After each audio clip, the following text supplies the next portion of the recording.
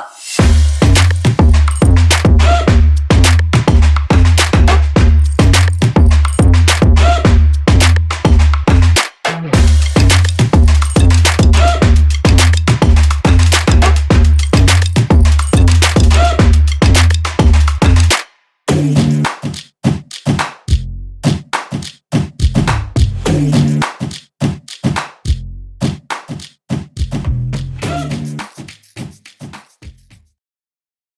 I think the students appreciate the teachers building relationships with them. I think that students appreciate that we have expectations for them. I think that the students appreciate a teacher's sense of humor. The time that we give them in the classroom and outside of the classroom. But the fact that I think they know the teachers in this building care about them. And even if that means we're on them about getting homework in, or we're on them about their behavior, or we're on them about doing their best, they know that it's because we have their best interest in mind. We love them and we want to see them succeed. I think that they appreciate the fact that we're always here and willing to give our time. Just having an adult they can talk to about different things, even if it's not something relating to class. I think it's good to have someone who will listen to you.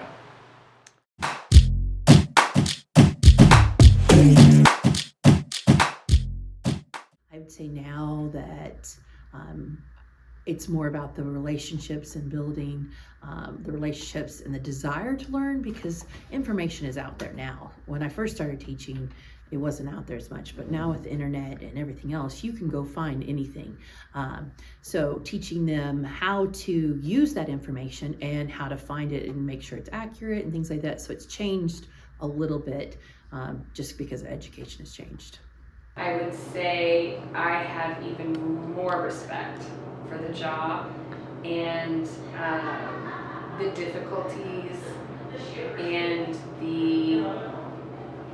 I would say the strain that other things like social media and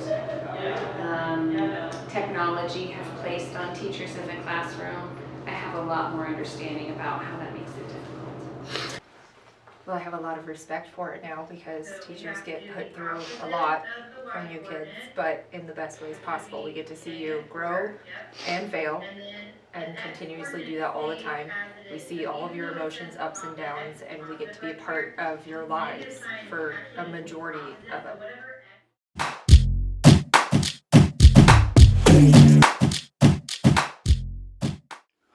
Coach Ziegler was a big influence in my life, my football coach, and I wanted to coach, and so in order to coach I thought, well, I need to be a teacher, and then my woodworking teacher, Don Baluch, then molded me in my woodworking interest, and it was just a natural fit. I loved woodworking and I loved to coach, and so yeah, those are the two men that influenced me and got into teaching. Yeah.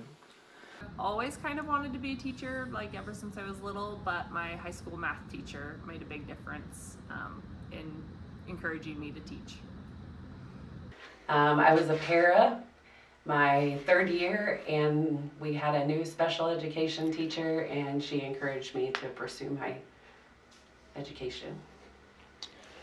It wasn't necessarily a particular person so much as it was a bunch of different people, but I had a couple of teachers in high school I really liked, and then also I don't know, I guess I just always felt like this was something I would do. The reason I wanted to be a teacher initially is I wanted to have an influence on students, and I've come back full circle. I found that in my administrative role it was less dealing with students and a lot more dealing with adults, and I'd much rather deal with students. The students are, I guess, where my love is. That's where I got started. Growing up, I admired my teachers. I felt like they were oracles, people that I could go to find out almost anything. And I came from a family where I didn't have any role models like that at home. Neither of my parents graduated from high school. So I was very impressed and looked to my teachers as real inspiration.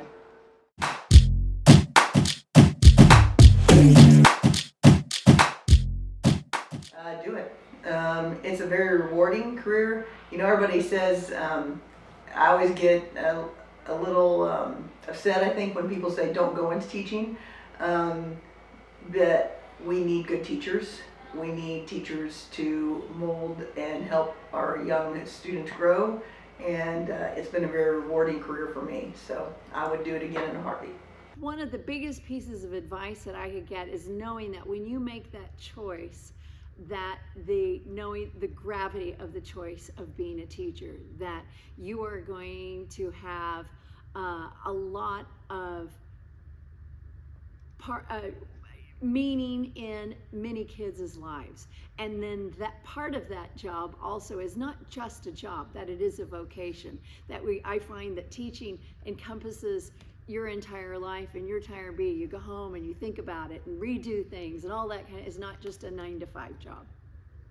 It's a lot of work, but it's really rewarding when your students start figuring stuff out and learn. Oh man. I would tell them to be in it with your whole heart, not just to be in it because of odd reasons, and to give it everything you got, because they're forming the kids in the future of America. I actually have 3 of my kids are teachers, and so the advice that I gave them and would give anybody is that you're not going to get rich being a teacher, but it's very rewarding, and you're going to have lots of great experiences, and you're going to have really neat relationships with kids. Teaching is both challenging and rewarding as well. It's challenging because there's a learning curve to become a teacher, and you kind of have to learn on the fly, which is kind of hard. But the rewarding part is creating relationships with the students, and when you begin to see the difference you make in their lives, it's worth that challenge. It's an important job. It's a calling. It's not something that's for everyone, but I would definitely encourage people who want to work with kids and want to see a direct impact that they have on someone else. I would definitely encourage them to go into education.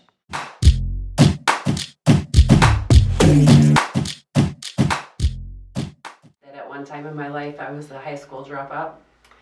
And I would tell them that because it's never too late to learn and to make good decisions and turn your life around. That I just can't stand snakes.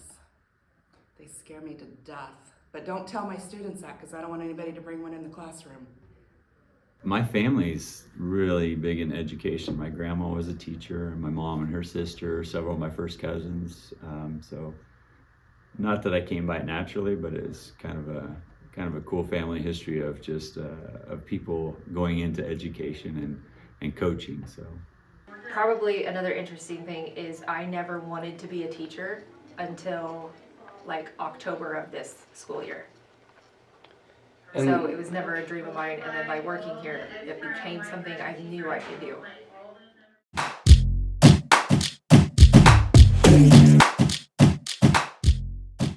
What kids can accomplish and what deep thinkers you all are, how much you can get done in a day, because I'm go home, I'm tired. You all just keep going and keep going. You're like the Energizer bunnies. And you can just have empathy for people. You can get so much done, and you're just cool people. Kids that come up with different ways to do it. I've thought that I do things certain ways, but then I've had students go, well, let's do it this way, whether it be a gluing technique or whatever it may be. So yeah, there's different ways to skin a cat, and so I think it's fun that kids are able to think and process and do things a different way that's been done forever. Yeah. Resilience. Kids are sometimes thrown in situations that they should not be thrown into at a very young age, and kids are very resilient, and they see, for the most part, the good in people, and they can overcome things where adults don't necessarily see that because they're jaded. But kids are very resilient, and I've seen kids overcome a lot of different obstacles. Students have taught me over the years, number one, to laugh at myself and to have fun in the moment. And I think that's really important. As humans, we sometimes take ourselves too seriously, and students have helped me to do that, to enjoy the moment.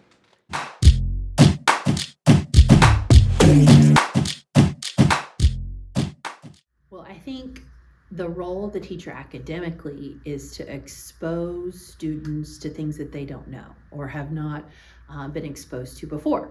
So especially being in a small community, a lot of our kids aren't exposed to everything that larger communities might be exposed to. So it's our responsibility academically to expose them to different topics and different things out in the world.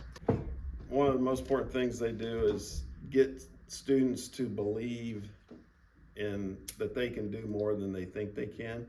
A lot of times students don't feel like they have the ability to do something, and I think good teachers inspire that in students and get them to achieve more than what they thought was possible.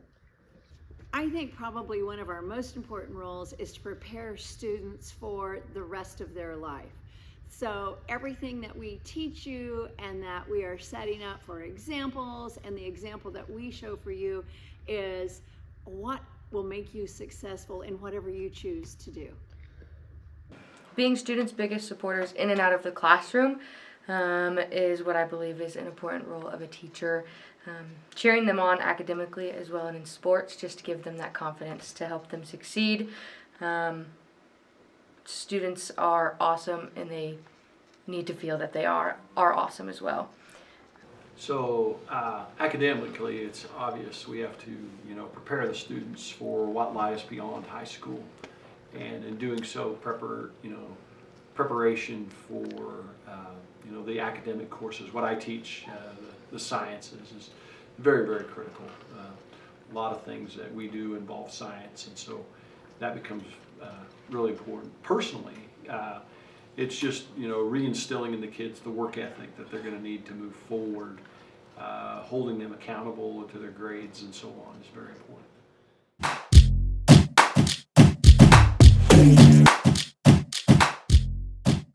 I would say one of the biggest things that people don't realize is the emotional part of being a teacher, because we know every kid's family, the good and the bad.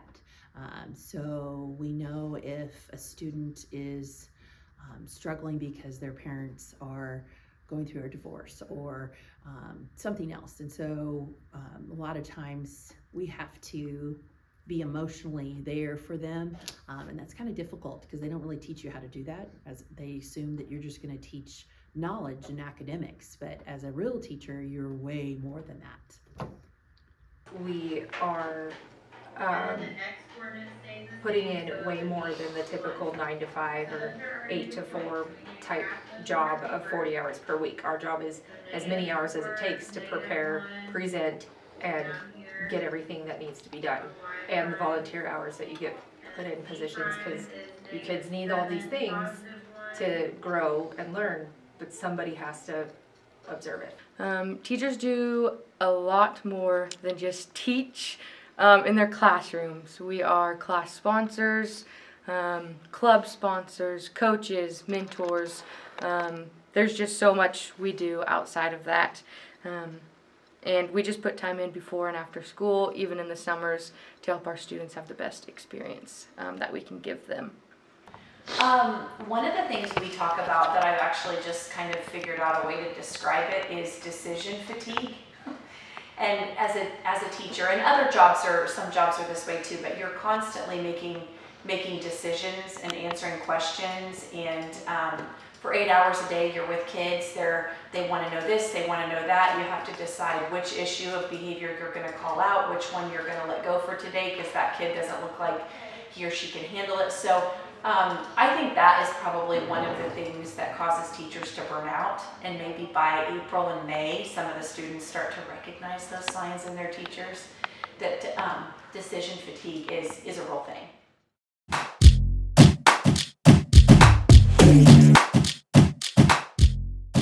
I just to learn a lifelong skill of woodworking.